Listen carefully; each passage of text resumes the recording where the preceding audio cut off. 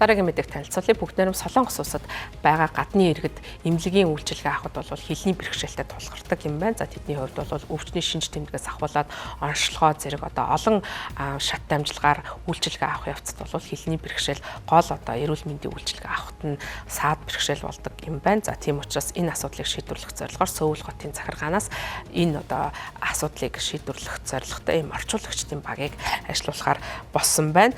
За энэ бодлогын хүрээнд бол Сөүл хотын захиргаа гадаадын оршин суугч болон олон соёл гэр бүлүүдэд эмнэлгийн орчинд хэлний бэрхшээлийг даван туулах зорилготой ангаах ухаан Сөүл орчуулагчдын нийгэмлэг гэсэн ийм байгууллагыг байгуулж энэ сард бол үйлчилгээгээ явуулнаа гэдгийг баасан гарагт зарласан байна. За энэ удаагийн үйлчилгээнд хамрагдах нийтдээ 10 хэлийг бол үйлчилгээгээр авах боломжтой. Хятад, Орос, Вьетнам, Монгол, Англи, Кхмер, Япон, Тай, Хинду, Урду гэсэн 10 хэлээр үйлчилгээ үзүүлэх 43 орчуулагч бол сонгогдож үйлчилгээ үзүүлэхээр бэлэн болсон байгаа юм байна. За багийн бүрэлдэхүүнд эмнэлгийн орчуулагчийн мэрэгжлийн сургалтанд хамрагдсан холбогдох гэрчлэгээтэй хүмүүс байх юм байна. За тэдний хувьд бол гадаадын иргэд болон за мөн Солонгосын өөрийн иргэд байх байна. За орчуулагчид эдгээр хүмүүс гадны иргэдэд үйлчилгээ үзүүлэхдээ голчлон бол хүнд өвчний эмчилгээ тохиолдсон. За эсвэл мэс засалд орох, эмнэлэгт хэвдэх, нарийн мэрэгжлийн үзлэгт хамрагдах зэрэг юм тусгай тусламж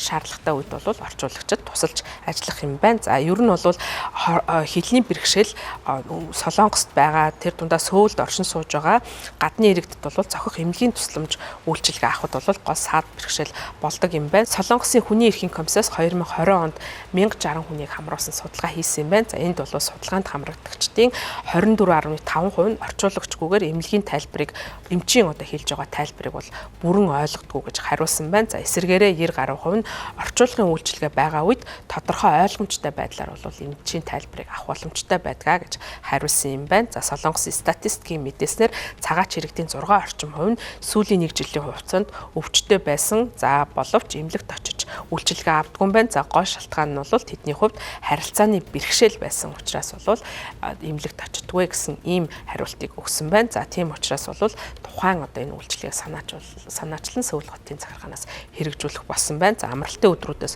бусад өдрүүдэд бол орчуулагчид ажиллана. За тэднийг захиалгын тулд эмчийн цаг авахаас өмнө эмчийн орчуулгын үйлчилгээг 3-аас дээш хоногийн өмнө бол захиалга өгөх боломжтой юм байна.